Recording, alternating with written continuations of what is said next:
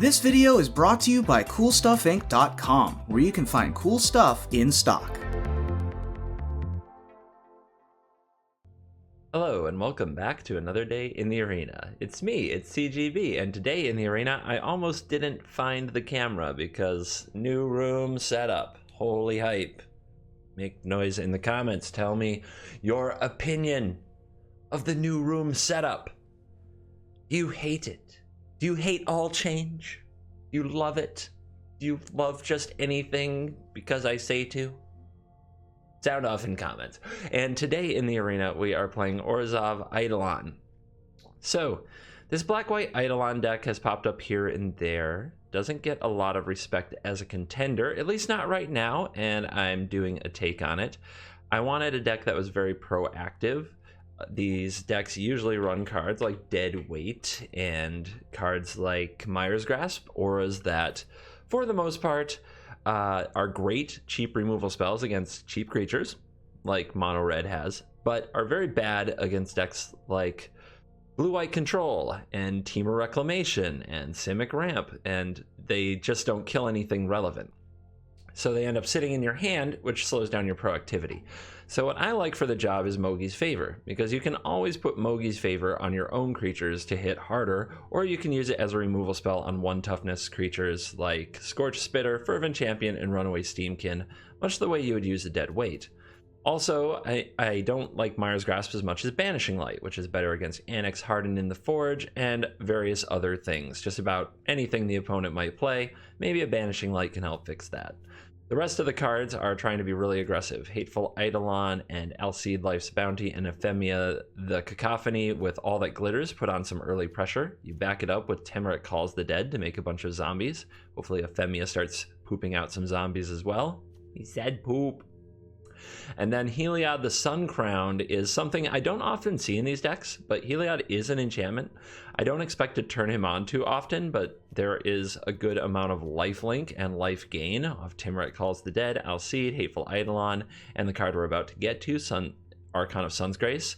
So you can move some +1/+1 counters around, but he's really here because he's a cheat in another way. Treacherous Blessing is a card I really want to run in these decks. When it enters the battlefield, draw 3 cards. This is a great reload after you've played out some of your cards, but you have to get rid of it because eventually that life loss can really matter. And to do that, I have Heliod Sun-Crowned. Wait, CGB, that doesn't work. It kind of does. Whenever you gain life, put a +1/+1 counter on target creature or enchantment you control. If you put a +1/+1 counter on target Treacherous Blessing you control, when it says whenever it becomes the target of a spell or ability, sacrifice it. So all you have to do is gain a life with Heliod on the battlefield, target your Treacherous Blessing, and it goes away. Ta-da! Glorious. And then we have, of course, Pegasus Machine, which people are learning a new respect for since it won the World Championship. And in the mana base, we've got some black-white lands like Godless Shrine and Fabled Passage, and we've got castles.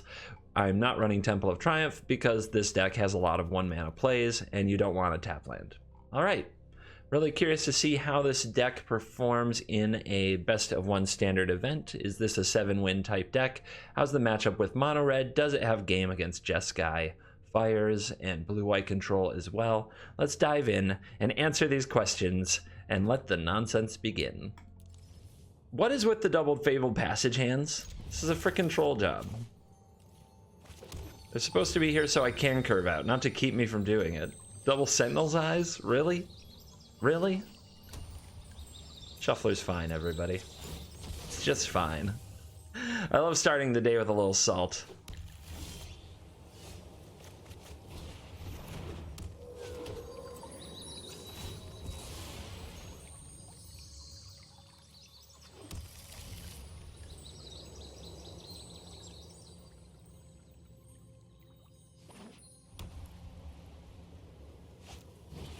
Orator. Oh, that'll be fun. Let's go hard.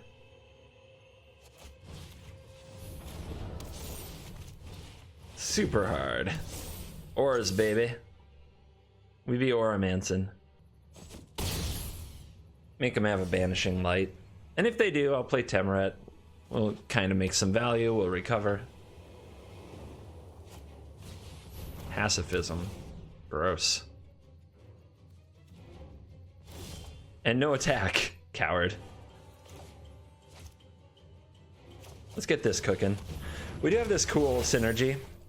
We can sacrifice this Life's Bounty here card here that we got here, this Life's Bounty. We can sacrifice it, and we can give like our Hateful Eidolon or our Zombie protection, and if we have the Eidolon on the field, we get to draw a card because there's an aura attached to this. So we recover nicely. Plus the Sentinel's Eyes that's on here can be replayed. Everything's fine. Everything's fine because we're playing against somebody with Impassioned Order, Multiple, and Pacifism. That's how fine things are. I mean, that's a card that might do something. It might hurt. Let's find out. Ephemia. Still got some cool stuff in the graveyard with a Cacophonator. Do we get that going sooner? Yeah, let's do it. So I could hold this up to protect for something, but I'm just gonna play this. Get some airborne pressure going. All right, you become a zombie. We got zombies. Zombies we got.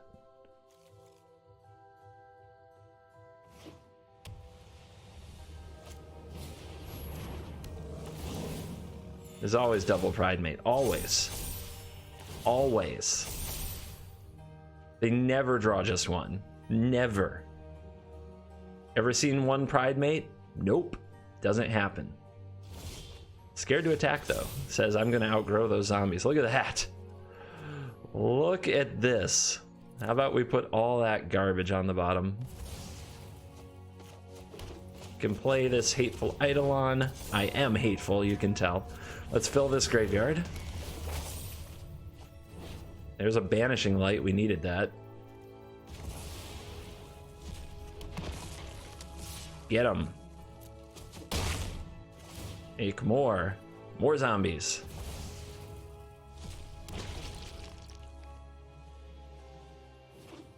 If only they could attack. What? I mean, do what you gotta do.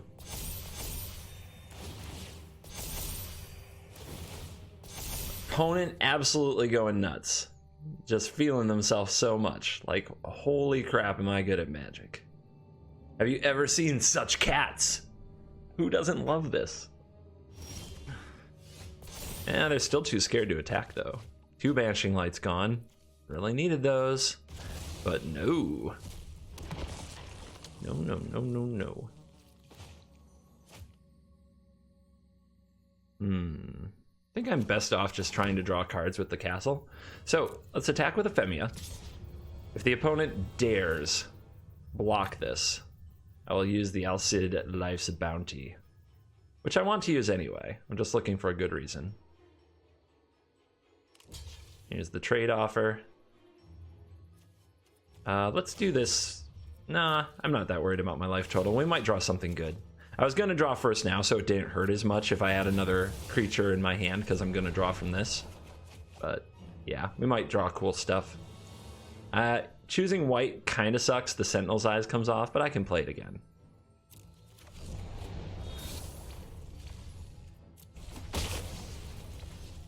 Yeah, I'll show them. All right.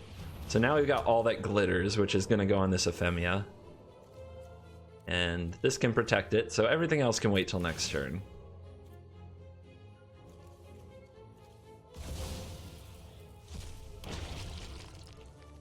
Zombie heaven over here.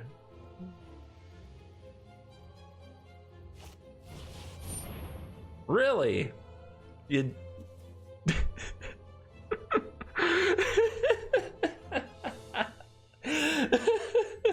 Are you serious right now? Okay. Yeah, that's a play you can make in your Johnny's Pride Mate deck. Cover your ears. Why do I play this game? It's so evil. Everything about it is wrong.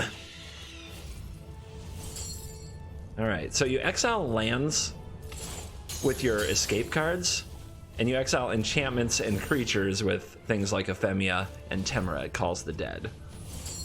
So always make sure if you're escaping that you're exiling lands. And then with this, you can exile enchantments.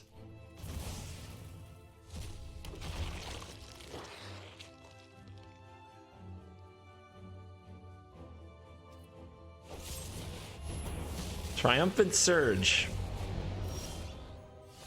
Getting my butt handed to me is what's going on here today.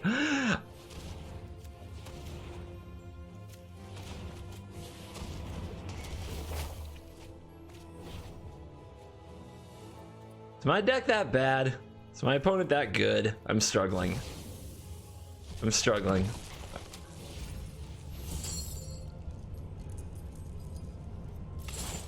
At this rate, they're going to deck me. But it's amazing how much Sentinel's Eyes is actually a pretty decent card. Like, it actually makes every single tiny thing a legitimate threat. Like, sizing matters so much, and this deck seems to be able to pull it off. What the hell does this do? You may have your life total become the total toughness of creatures you control. Yeah, try that. That'll be cool. Oh my god, they did. I can't make this stuff up. I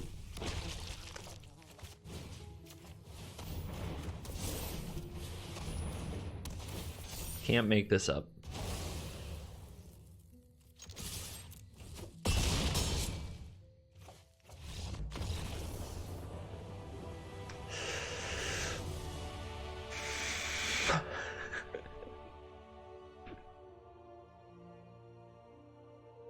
What am I supposed to do? Yep. Here we go again. Here we go again.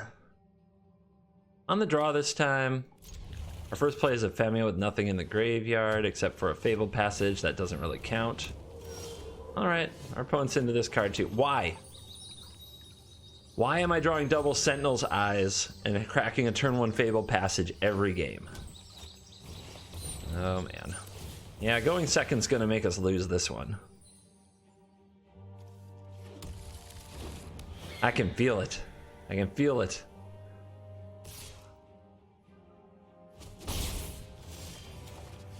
Well, maybe this Ephemia is gonna get really lit on Sentinel's Eyes and all that glitters.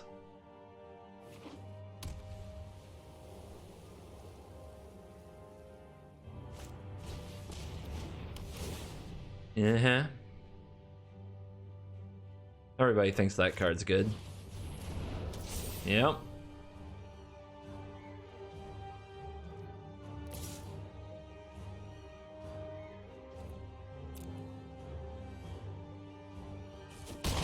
Uh-huh. You got me.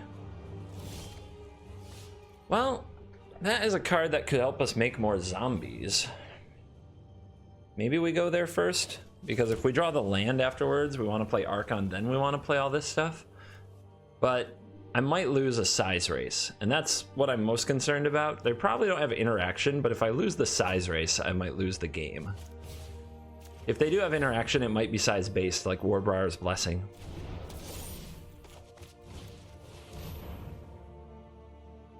But if they can't get bigger than me, which it's going to be hard to get bigger than this, then I should be okay. Hit.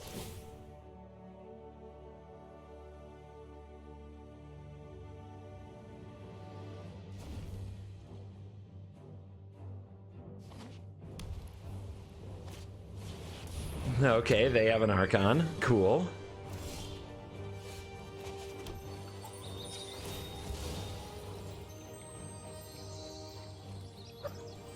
I can do that.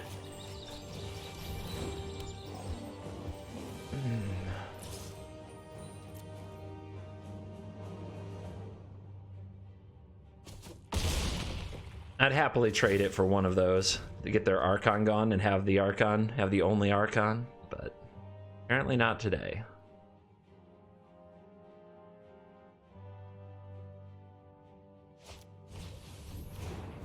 Yeah. Here we go now. Here we go.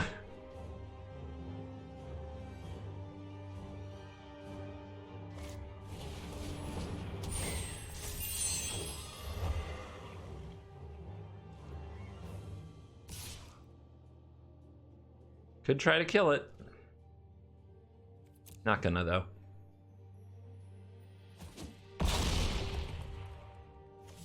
So now we have to start stacking the life linker. It's too bad. Would love to play that as well.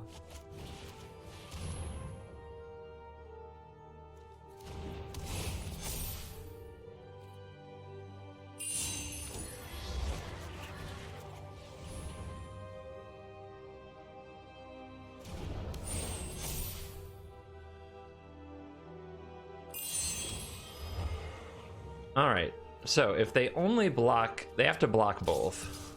If they were to only block this and then block this, this dies, this shrinks. Like, that's not okay. So yeah, we gotta do it like this. If the opponent double blocks, we can take down their battleship, we lose our battleship, but then we get a 2-2 and we have another Archon next turn. They have 1 mana open, so they can give something protection from white. Like, if they give this protection from white, though, it loses all that glitters. So I think that's fine. Especially with another one on backup. Here we go.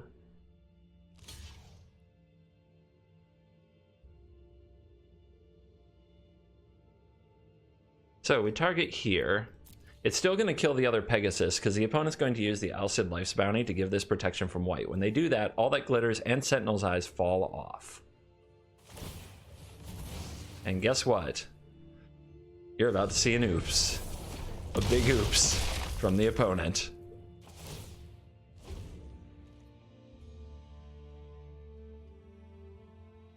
Oh, it's tempting. Chat, comments, YouTube, what should I do?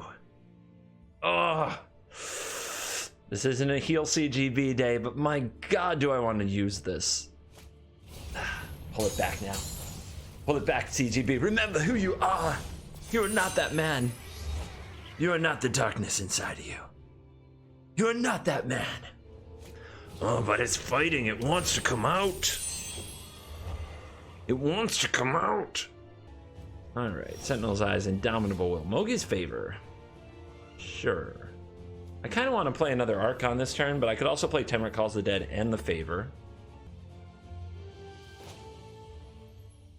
Yeah, yeah. I guess it depends how they block. I think they'll just do some chumpering. They don't have a great block here. 5, 6, 7, 8, 9. If they trade all that for this and then I play this, I'm pretty good. But we don't want to risk them killing Ephemia and doing like a stack of dominoes, like what happened to them last turn when they lost a few enchantments and their envoy got small. We don't want to risk like they set up this 5/7, this 2/2 in front of Ephemia, and then these 2/2s in front of the Archon. All right, chump blocking. I dig it. Another horsey. What the hell are you? Dude, so I thought something was weird with Indomitable Will. Their deck just completely fell off the rails here. Just completely fell off the rails. Nexus Wardens. Reach whenever an enchantment enters the battlefield. Gain 2 life. Alright. It's a pretty good draw if we have to trade. Right now we're not even trying to trade and our opponent's chump blocking, so I don't think that's too important. Let's call the dead. Then we can start making zombies. And Pegasus tokens. Okay. Get rid of you, make a Zombo. We play the Eidolon. Favor still doesn't look particularly enticing.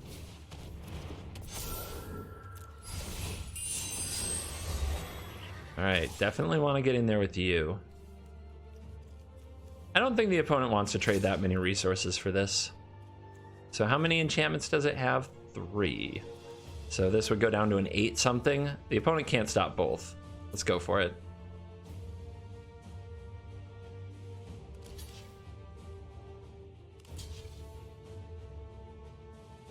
They're moving in. They want to beat the big Archon. All right, 10. And never mind. I'd probably keep an envoy over a token. Okay.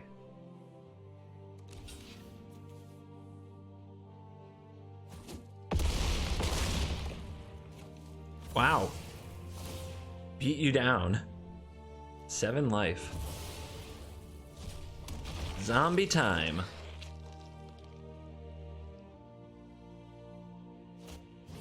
Hydra's growth. Oh, it just got real. Oh, yeah. So, let me see if I remember how this card works. The +1/+1 counter on enchant creature. At the beginning of your upkeep, double the number of counters. They have a life's bounty. So how do we play around this life's bounty? To make sure that we get to banish this. Oh, I know how. Yeah.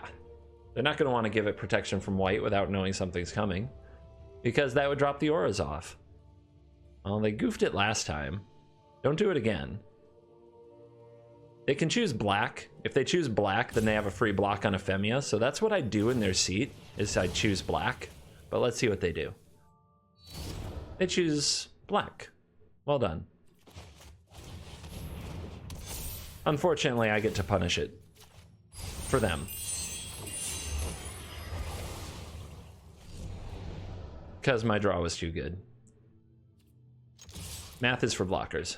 They lost their big lifelink threat. Now their Pegasus tokens don't have lifelink. They're pretty dead. My hands with this deck are so bipolar. I can't seem to come out aggressive. I could mulligan this, but I don't know. I'm just not in the mood.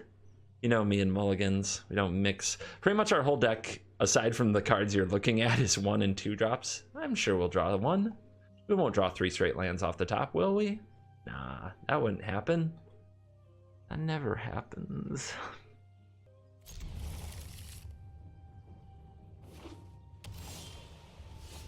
Well, it's a 1 drop, I guess.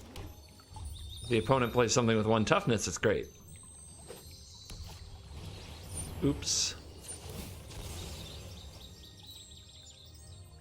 Alright, give me an Eidolon. I'll take an Eidolon. That would be fun. Ephemia, that would be fun. Hey, how about them apples? Make a little 3/1 that when it dies I draw a card. I might have to Banishing Light this wall, but I'll gain 3 life a turn, darn it. Heliod.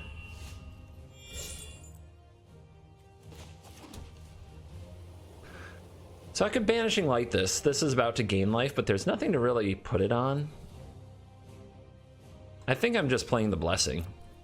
Trying to make sure that I can play my Archon next turn. Opponent not willing to lose their wall. Hype.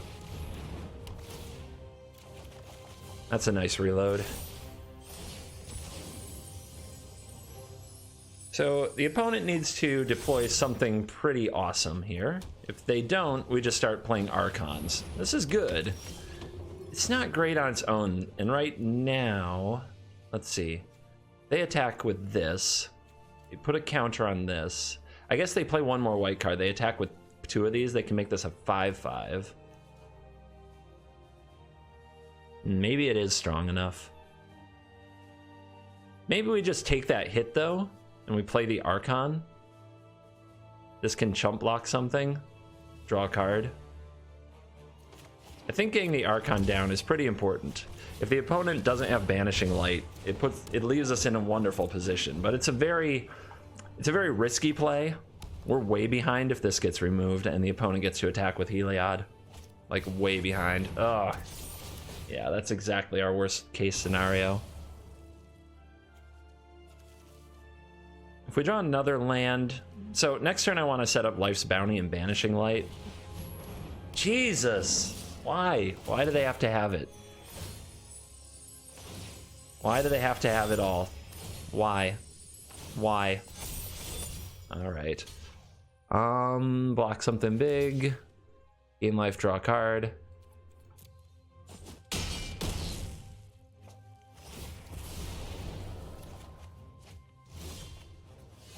No land. Come on now. Game hates me. Give me this. Give me this.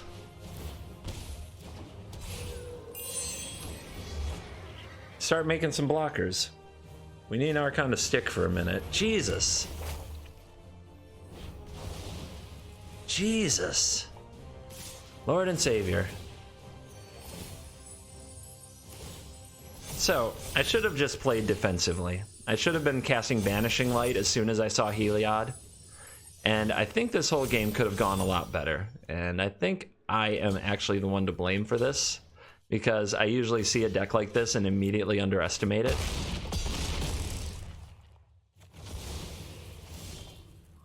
You've watched the game. Every time I've said, I just need them to not have something, they've had it. That is a gross place to live.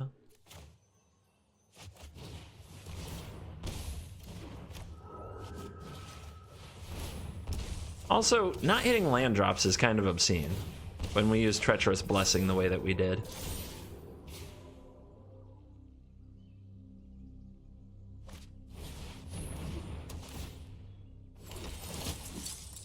Well, that is a bad card, but alas, I am getting smoked by bad cards today. It's kind of what I do now.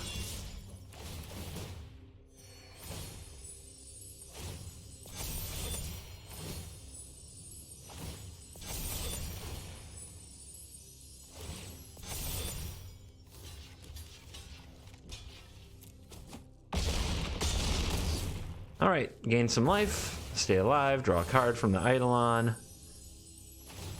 Can't come back from this though. And I really just kind of took a gamble that let me fall behind early. This one really is my fault. Which is too bad. It does leave a sour taste in one's mouth. On the draw, we have some early plays this time, but it's very similar to last game. Oh, here's mono red. I was starting to think mono red doesn't happen anymore. So I like leaving the Spitter out here to go with Eidolon Mogi's favor. If I play the Eidolon, they might Bone Crusher Giant. If I play this and this on the exact same turn, I get to draw a card. And then the next turn we can Banishing Light. So I'm not going to put it on the deck to serve me up my 4th land on time. It's notoriously horrible at that. Interesting. Cavalcade? I guess so. Mogi's favor is licking its lips.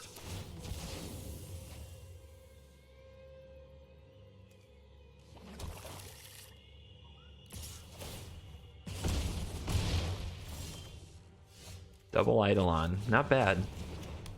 So if this gets shocked, we'll still be here. And if it doesn't get shocked, we get to play another Eidolon and maybe another Mogi's favor at some point. Cavalcade, why not? Wow, don't hold back.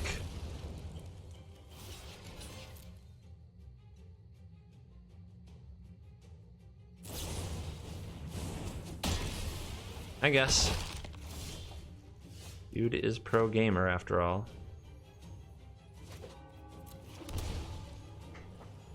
Banishing Lighting the Cavalcade can save me a lot of damage, but I think making a bunch of blockers is just better. Let's go Eidolon. Cafe. Exile this, make a 2/2.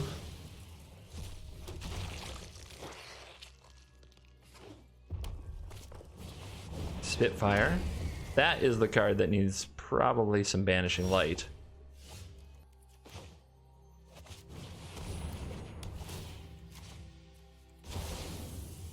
Now, do I want a 2/2 zombie?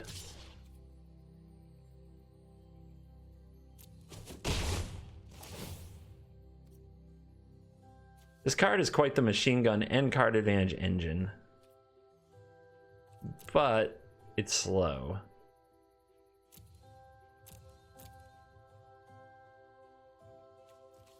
Card advantage doesn't matter if I lose the game to being cheesed out by red. So let's go for a board presence.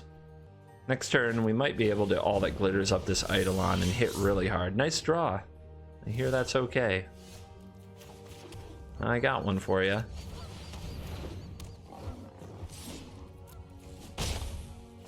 Keep poking them, and that's all that she wrote. The opponent does not want to play with Archon of Sun's Grace, not even a little. They didn't even see the all that glitters.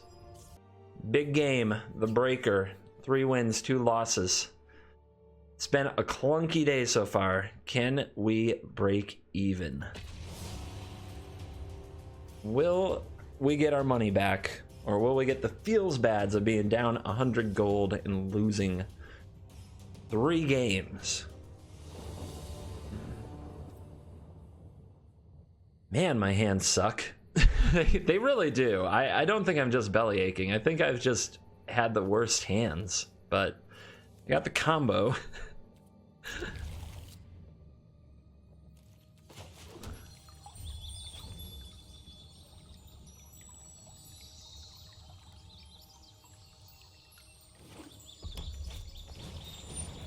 My god. It doesn't go away. It just never ever stops with mono red. Ever. You think we'll draw a 2-drop or a 1-drop? Something? Okay, we got something. I'll take it.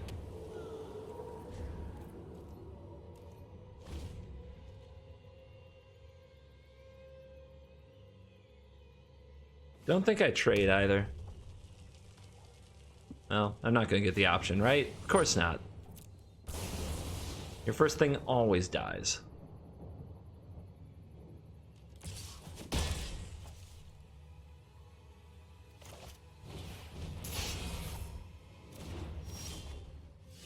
Femia. Pretty good. Let's fill the graveyard.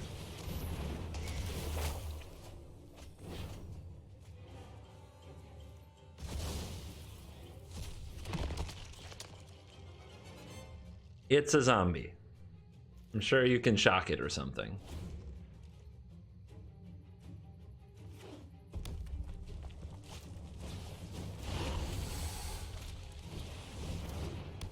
Combo assembled. Stupid Torch Courier is probably gonna kill me with some Chandra Spitfire. Never mind. We're fine. Everything's fine. This can go.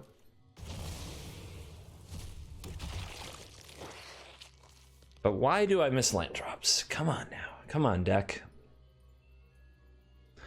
Alright. Favor the Courier. Take away this cheese you out with the Scorch Spitter plan. Get aggressive.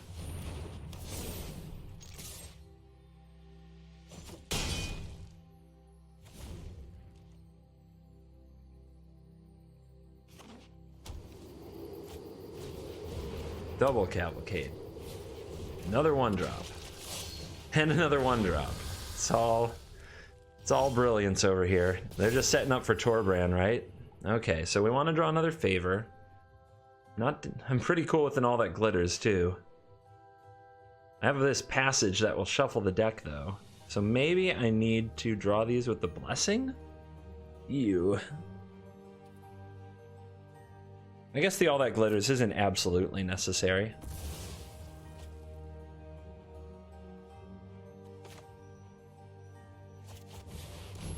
Alright, so rip them.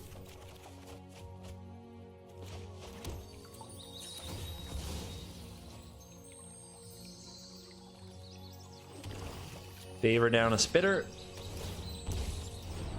Try not to instantly die to a Torbrand.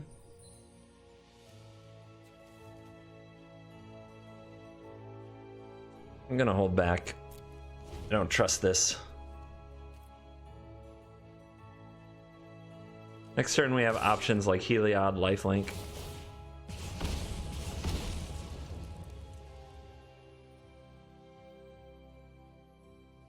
Yeah, they have Castle.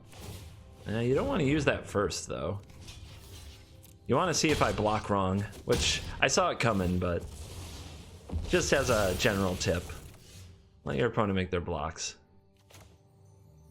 But you know red mages, they're in a hurry. They got places to be. They've got lives to live. Where are you going? Like I said, places to be, lives to live.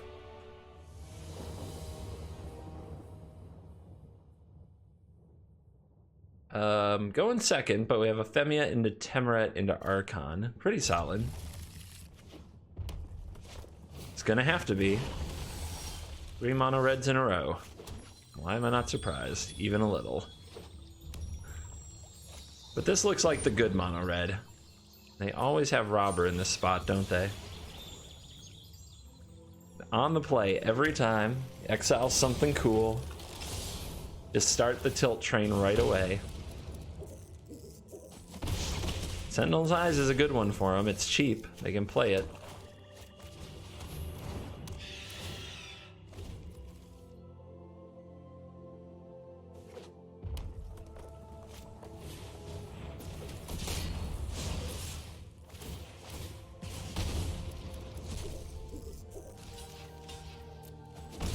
All right, Robber down.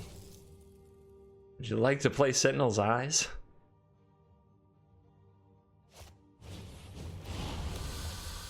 Put on the first striker, maybe? Nope. We'll just play all these spitters instead. Their last card's probably Torbrand. Alright, let's call some dead.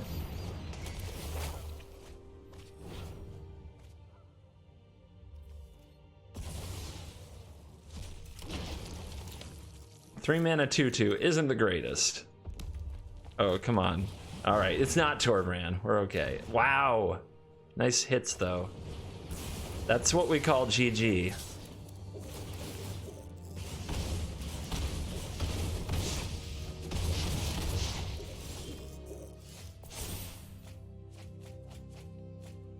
Yep, nice try, CGB.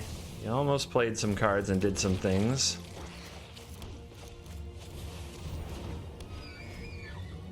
If they want to kill this, though... Jesus Christ. What a load of crap, man. What a load of crap. We're just dead to the first strike damage. Okay, that experience was horrible. I'm glad we got to 4 wins. But, like, I don't know, man. Is the deck as bad as it looked? Every draw felt exactly the same. Heliod and Treacherous Blessing were way too slow and completely unplayable.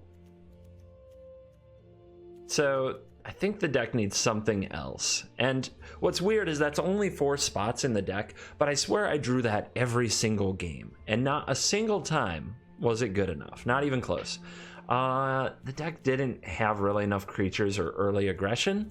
So I want another creature that works here. Some people really like Starfield Mystic.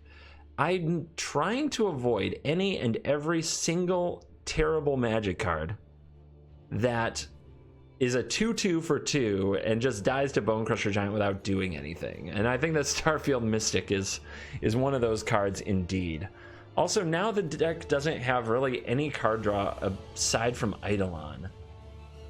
So it just feels like this kind of a really bad aggro deck.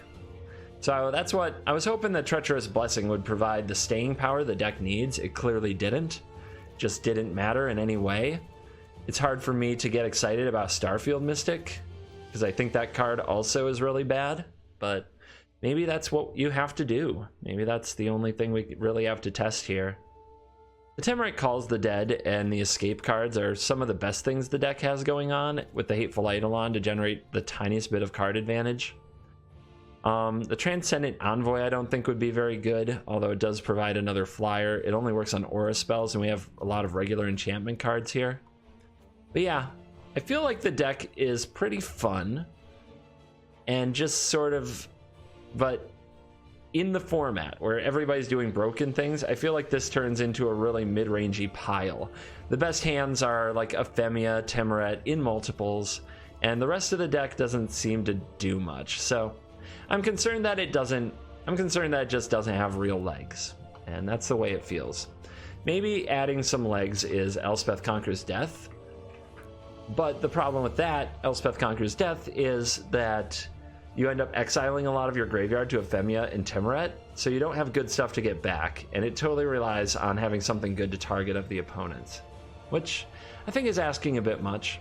We did draw double Sentinel's Eyes way too often, like way too often. Maybe more Banishing Light is what belongs in that spot.